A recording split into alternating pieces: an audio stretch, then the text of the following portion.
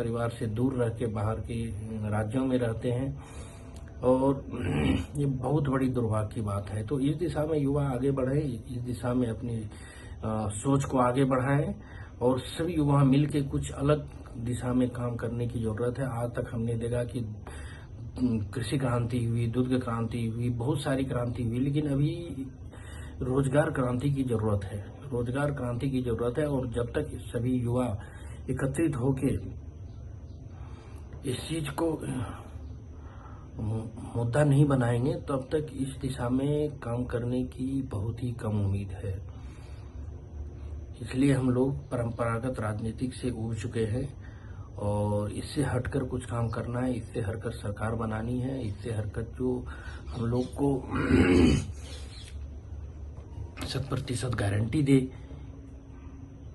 कि मुझे जीतने के बाद समाज में इस तरह का काम किया जाएगा, हम लोग उसी तरह के कैंडिडेट को जीते। नहीं तो बातें तो बहुत करते हैं, लेकिन चुनाव जीतने के बाद वो नजर नहीं आते हैं। तो हम लोग अब बहुत धोखा खा चुके हैं, अब धोखा नहीं खाने वाले हैं, क्योंकि दोस्तों जिंदगी एक बार मिली है।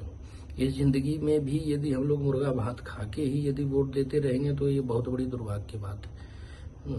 खैर, ये मैं पूरे समाज को नहीं बोल रहा हूँ, लेकिन कुछ ऐसे वर्ग हैं समाज में, 1-2%, 5% ऐसे वर्ग हैं जो कि अपने इंडिविजुअल लाभ के लिए, व्यक्तिगत लाभ के लिए पूरे समाज को एक गलत दिशा में ढकेल देते हैं।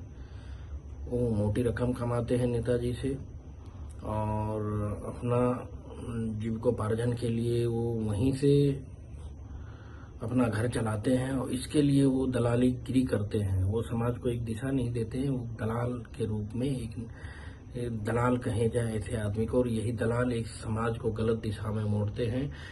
चुनाव के समय इनकी सक्रियता आप देखेंगे कि तो चरम सीमा पे रहती है। बस चुनाव के बाद आप इनसे कुछ भी, किसी भी तरह का मदद मांग लें या इनको नजर आए तो ये असंभव है, ना तो ये नजर आते हैं।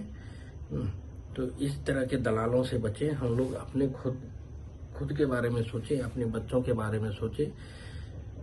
बिहार की क्या स्थिति है, ऐसे हम लोग शायद कोई किसी को ऐसा नहीं है कि वो इस चीज से नहीं जूझ रहा है, गरीबी से नहीं जूझ रहा है, रोजगार की कमी से जूझ रहा है।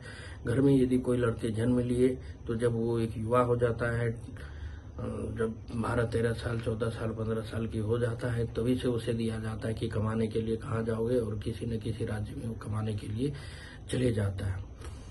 तो जिस उम्र में उसे घर पे रहना चाहिए, घर पे माँ बाप का हाथ बटाना चाहिए, उस उम्र में ही वो जो है अन्य राज्यों में कमाने चला जाता है।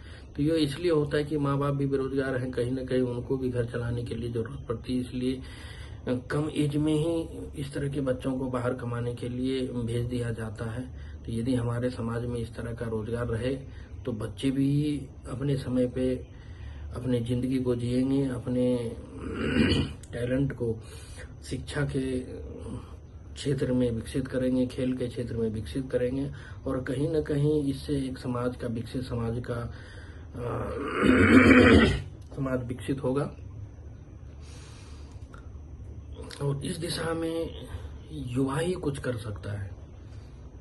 इसलिए हमें पूरी उम्मीद है कि सभी युवा एकत्रित हों और इस दिशा में कम से कम सोचें। पहले अपनी सोच को इस दिशा में आगे बढ़ाएं, उसके बाद एकत्रित तो हो ही जाएंगे।